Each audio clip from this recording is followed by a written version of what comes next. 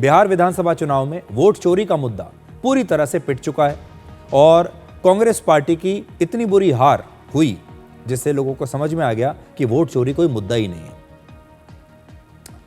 लेकिन जब नतीजे आए तो राहुल गांधी या कांग्रेस पार्टी वोट चोरी का एक भी सबूत देश के सामने दे नहीं पाए। इसके बाद भी राहुल गांधी वोट चोरी के आरोपों पर अड़े हुए हैं और आज संसद के शीतकालीन सत्र के 7वें दिन लोकसभा में चुनाव सुधारों पर चर्चा हुई।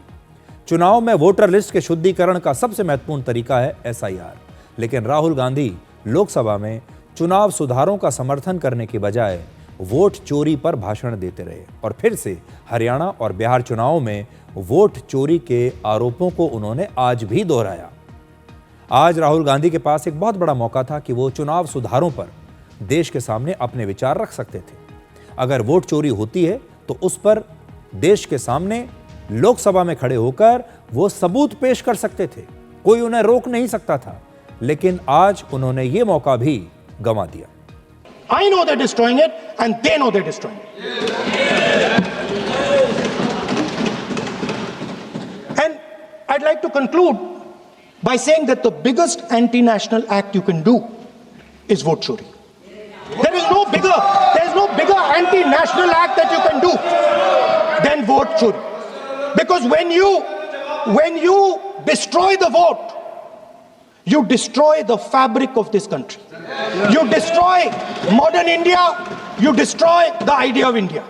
So I'd like to conclude by saying vote chori is an anti-national act and those across the aisle are doing an anti-national act.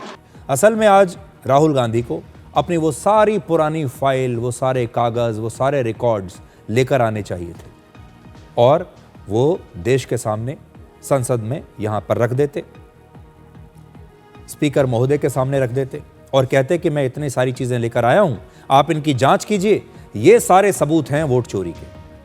अगर वो ऐसा करते तो हम मानते कि वो अपने सबूतों को लेकर गंभीर हैं। लेकिन बड़ी बात यह है कि वो इन सबूतों को लेकर ना तो सुप्रीम कोर्ट गए, ना चुनाव आयोग गए और ना ही यहां लोकसभा में आए। जब सबूत पेश करने होते हैं तो सिर्फ प्रेस कॉन्फ्रेंस करते हैं।